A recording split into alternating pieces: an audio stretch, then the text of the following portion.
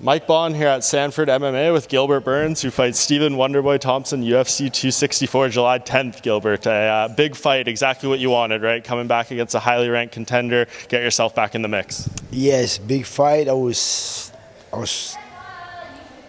to come back as quick as possible, but I didn't have no opponent yet, and he was the only guy that said yes. So yeah, fighting with Wonderboy Thompson. Yeah. Do you know if it was offered to other guys who said no? Yeah, I know it was offered to a lot of guys, to all the top 5 guys, not counting for sure Usman and Masvidal, but all the other guys was offered, and he was the only one saying yes.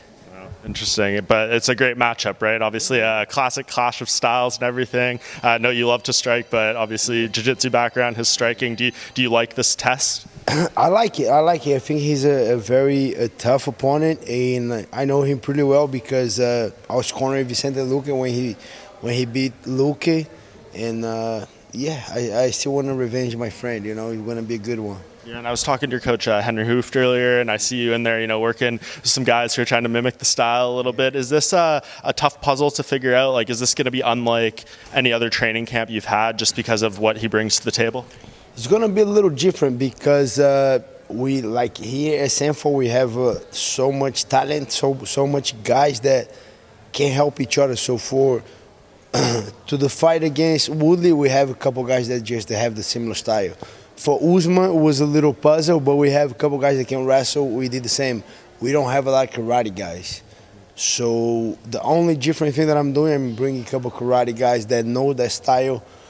One guy, I cannot say the name, but he's going to be the key for this fight, but he can make that style even better. So yeah, I'm going to look to bring a couple karate guys just to get used to that distance, to the timing, to the style. Only difference that I'm going to bring guys out of the camp. Interesting, and it's fair to say, though, you can't do karate when you're on your back, right, or on the ground. So is maybe the strategy to not engage in the stand-up with him maybe as much as you should? Maybe, but I like. We know you like to throw down. I like that challenge. If it's hard, that's where I'm gonna try. So, but yeah, for sure, I'm gonna keep my jiu-jitsu as crisp as can get it. I'm competing 2 weeks now against Rafael Lovato Jr., who is #1. He's gonna be live on the floor grappling. So yeah, my jiu-jitsu is on point. But I get a couple of new toys, and then I like to play on that game too. I think he's a high-level striking.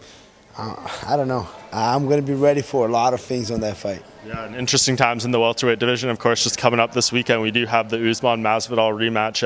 Is anything going to go different this time around? I mean, maybe the fight will look a little bit different, but is the result going to be any different? I don't know. I think it'll be a lot of things different. Masvidal, for sure, he's in shape now. He's in way better shape. No weight cut. People don't understand that hard weight cut or short notice. The weight cut is different. I did the short notice before, and I know how hard it is to do the weight cut. Even I don't cut a lot to 170, but that short notice, don't get prepared. For sure, it's going to be different. I think Masvidal felt Kamaru. He felt a lot of things. So Kamaru did as well. I think the fight will play a little different. I don't know if the results is going to change. It might, but I don't think it will change. But the fight is going to be different. I'll be there in Jacksonville, watching very closely. Yeah, same here. I had there this week, so should be interesting. And then obviously, Usman's already talking about that he thinks the next challenger after that will be the winner of Nate Diaz versus Leon Edwards, probably. What do you think of that fight? I mean, do you think there's anything Nate Diaz can do after a long layoff and against Leon Edwards at UFC 262, I believe? I agree with Kamaru. That's the next fight right there. It's going to be Leon Edwards for sure. I have no doubt. For sure, she can happen. A lot of crazy things happening right now, but I don't see Nate Diaz beating Leon Edwards. I don't see how. I think Leon Edwards will be too much.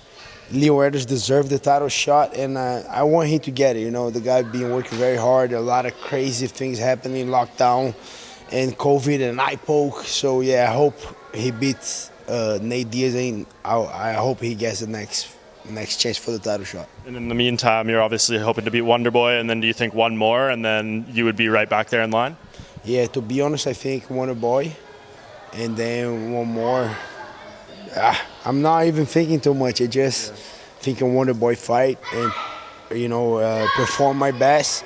Great challenge, and then after that we'll see. But I believe in one more fight. And last thing, they just announced that your event, UFC 264, sold out over 20,000 tickets in like minutes. What's it going to be like, fighting on that card? Conor McGregor, Dustin Poirier. It's going to be, the event of the summer, more or less. It's going to be massive. Yeah, it's going to be crazy. I have a lot of people reaching out, and then when the tickets are going on sale, and then I say tomorrow, like, watch out, tomorrow's going. And luckily, a lot of friends, they got the tickets, and I'm excited to be back in normal. Now we have the new normal, but we're going to be back normal soon.